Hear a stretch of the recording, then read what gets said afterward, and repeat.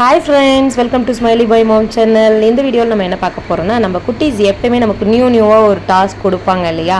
அந்த மாதிரி என்னோட குட்டி பையன் எனக்கு ஒரு புது டாஸ்க் தந்திருக்காரு. என்னென்னா, ஃப்ளைஓவரில் போய் சைக்கிள் ஓட்டணும்னு அவருக்கு ரொம்ப ஆசையாக இருக்கான். ஏன்னா ஃப்ளைஓவரில் நாங்கள் ரன் பண்ணியிருக்கோம், ஆல்ரெடி நான் அந்த வீடியோலாம் அப்லோட் பண்ணியிருக்கேன். அந்த வீடியோஸ் பார்க்கணுன்னு நினைக்கிறவங்களுக்கு டிஸ்கிரிப்ஷனில் லிங்க் கொடுத்துருக்கேன், நீங்கள் போய் பார்க்கலாம். ஸோ 5:30க்குலாம் நாங்கள் வந்து கிளம்பணும். ஆக்சுவலாக இருட்டாக இருக்குதாங்க அப்பயே. ஆனால் பாப்பா எழுந்திரிச்சிட்டாங்க. அவங்கள வந்து கூட்டிகிட்டு போனான்னா கொஞ்சம் கஷ்டம் சைக்கிளில். அதனால் அவங்க அப்பா தூங்கிட்டு இருந்தார். அவரையும் போய் எந்திரிங்க பாப்பாவை கொஞ்சம் கூட்டிகிட்டு வாங்க வண்டியில், நானும் குட்டி பையனும் சைக்கிளில் போகிறோன்னு நாங்கள் சைக்கிளில் கிளம்பிட்டோம். 5:30க்குலாம் கிளம்பணும்னு நினச்சி 6 o'clock தான் வந்து சேர்ந்தோம். ஸோ ஆனால் டிராஃபிக் இல்லை. ஸோ பரவாயில்ல, குட்டி பையன் ஆசைப்படி நாங்கள் வந்து சைக்கிள் ஓட்ட ஆரம்பிச்சிட்டோம் ஃப்ளைஓவரில். எனக்கு இந்த ஃப்ளைஓவர் ஓட்டணுன்னு அவர் ஆசைப்படும் போது வேணான்னு ரொம்ப நாளாக கொஞ்சம் தடுத்துட்டு இருந்தேன். சரி, ரொம்ப ஆசைப்படுறாருன்றதுக்காக தான் இதை ஓகே சொல்லி கூப்பிட்டு வந்தேன். அது வேண்டான்னு நான் மறுத்ததுக்கு ஒரே ரீசன் வந்து என்னென்னா, இந்த சைக்கிள் வந்து அவரோட சைக்கிள் வந்து டியூப் கிடையாது, அந்த ஸ்பாஞ்ச் மாதிரி தான் இருக்கும். ஸோ குட்டீஸ்க்கு வாங்குறீங்கன்னா நீங்கள் டியூபே வாங்கிடுங்க, ஈஸியாக இருக்கும். இந்த ஸ்பாஞ்ச் மாதிரி இருக்கிறது என்னென்னா, இந்த டைல்ஸில் வீட்டுக்குள்ளே ஓட்டுறதுக்கு ஈஸியாக இருக்குது, பார்க்கிங் ஏரியாவில் ஓட்டுறதுக்கு ஈஸியாக இருக்குது. ஆனால் ரோட்டில் ஒரு பள்ளம் இருந்தால் கூட அதில் ஏற்ற முடியல. பசங்க ரொம்ப கஷ்டப்பட்டு கீழே இறங்கி தள்ளினா தான் உண்டு. ஸோ இந்த சைக்கிளில் எங்களுக்கு அந்த ஒரு ஃபால்ட் இருக்குது. இதுக்கு மேலே புதுசாக கிட்ஸுக்கு சைக்கிள் வாங்குறீங்கன்னா டியூப் இருக்கிற மாதிரியே வாங்கிடுங்க. அவங்களுக்கு தான் தெரியும், எனக்கு எப்படி தெரியும் யார் யார் தினமும் வருவாங்க.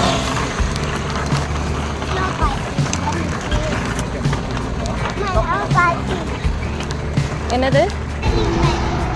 நோ யூ டர்ன் அது யூ அதான் U turn, no U turn, இது நோ பார்க்கிங்.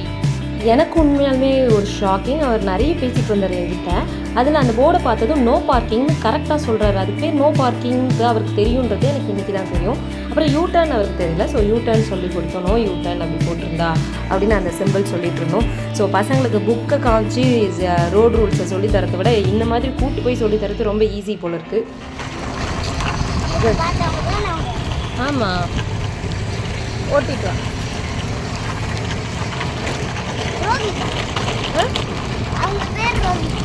ரோஹிதா ஓ ஃப்ரெண்டா? அப்படியா? இவன் இல்லை அவன் உன் ஃப்ரெண்டாக இருந்தால் பேசிட்டு வர வேண்டியதானே? ஓ ஃப்ரெண்ட் இல்லை, ஆனால் ரோஹித் மாதிரியே இருக்கானா? ஓ ஃப்ரெண்டா? நான் ரெகுலராக வாக்கிங் பண்ணிட்டு திடீர்னு சைக்கிள் ஓட்டுறதுக்கு எனக்கு கொஞ்சம் டஃப்பாக தான் இருந்தது. பட் குட்டி பையன் கூட பேசிகிட்டே போனதால் ஜாலியாக இருந்தது. இப்போது நாங்கள் வந்து இந்த ஃப்ளைஓவர் 2 கிலோமீட்டர் இருக்கும், அதை ஒரு தடவை கம்ப்ளீட் பண்ணிட்டு ரிட்டர்ன் வந்துட்டுருக்கோம். அங்கே எண்ட் ஆனதும் வீட்டுக்கு போக முடியாது. ஏன்னா குட்டி பாப்பா வந்து நானும் ஃப்ளைஓவரில் சைக்கிள் ஓட்டணும் அப்படின்னு அடம் பிடிச்சிட்டு நின்றுட்டுருக்காங்க. ஸோ நாங்கள் எப்படா வருவோன்னு அவங்க வெயிட் பண்ணிகிட்ருக்காங்க. இவர் சைக்கிள் என்னமோ ரொம்ப ஜாலியாக தான் ஓட்டிகிட்டு வர்றாரு. எனக்கு தான் ரொம்ப கஷ்டமாக இருந்தது. ஏன்னா பாதி பேர் வந்து குட்டி பையனை என்கரேஜ் பண்ணாங்க, சூப்பராக சைக்கிள் ஓட்டுறீங்க அப்படின்ட்டு. பாதி பேர் என்னை பிடிச்சி திட்டவே ஆரம்பிச்சிட்டாங்க, ரோட்லலாம் குழந்தைய ஓட்ட விடாதீங்க, ரோடுக்கெலாம் கூப்பிட்டு வராதிங்க அப்படி சொல்லிட்டு.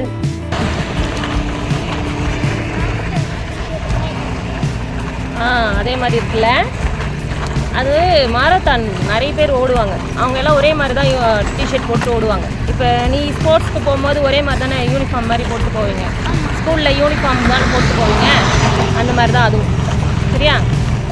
ஒரு குரூப் ஓடும்போது அவங்க எல்லோரும் ஒரே மாதிரி டிஷர்ட் போட்டிருந்தாங்க. இவங்கெல்லாம் ஒரே மாதிரி டிஷர்ட் போட்டிருக்காங்கன்னு கொஷின் கேட்டார். அதுக்கு தான் எக்ஸ்ப்ளனேஷன் கொடுத்தேன். இப்போ தான் அவர் சொன்ன சைக்கிள் டாஸ்க்கே முடித்தேன். அதுக்குள்ளே அவர் இங்கேருந்து ஒரு டாஸ்க்கை பிடிச்சிட்டார். அவங்களாம் மாரத்தான் ஒன்றா ஓடுறாங்களா, அந்த மாதிரி நம்மளாம் மாரத்தான் ஓடலாமா அப்படின்னு கேட்டார்.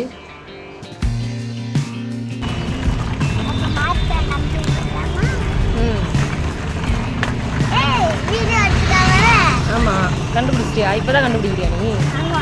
இவ்வளோ நேரம் கழிச்சு இப்போ தான் கண்டுபிடிக்கிறேன். ஸோ லாஸ்ட்டில் கொஞ்சம் நேரம் குட்டி பாப்பாவையும் சைக்கிள் ஓட்ட வச்சுட்டு ரிட்டர்ன் வரும்போது ரொம்ப டிராஃபிக்காக இருக்கும்னு சைக்கிளை குட்டி பையனை ஓட்டி கூட்டிகிட்டு வரல. குட்டி பையனை என் கூட சைக்கிளில் உட்கார வச்சுட்டு வண்டியில் சைக்கிள் ஏற்றிட்டு குட்டி பாப்பாவையும் கூட்டிகிட்டு அவர் வந்தார். வழியில் அப்படியே குட்டி பசங்களுக்கு இளநீ வாங்கி கொடுத்துட்டு நாங்கள் வீட்டுக்கு கூட்டிகிட்டு வந்தோம். வீட்டுக்கு வந்ததும் வாட்ச்மேன் தாத்தா குட்டீஸ் கூட கொஞ்சம் நேரம் விளையாடிட்டு இருந்தார்.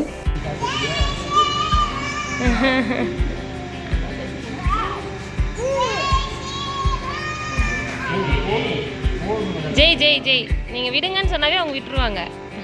அவ்வளோதான், ஒரு வழியாக குட்டி பையன் கொடுத்த சைக்கிளிங் டாஸ்க்கை நம்ம முடிச்சிட்டோம். அவரும் சூப்பராக சைக்கிள் ஓட்டினார். அதுக்கப்புறம் வீட்டுக்கு வந்ததும் இன்னும் குக் பண்ணவே இல்லை. ஸோ குக் பண்ணிடுறேன். அதுக்குள்ளும் இந்த சார்ட்டை பார்த்து அதில் இருக்க படத்தை எல்லாம் ட்ராயிங் நோட்டில் வரைங்கன்னு சொல்லிவிட்டு அவங்கள ஒர்க் கொடுத்துட்டு நான் சமைக்க போயிட்டேன். ஸ்கொயர் வரையிறியா? சரி ஸ்கொயர் வரை.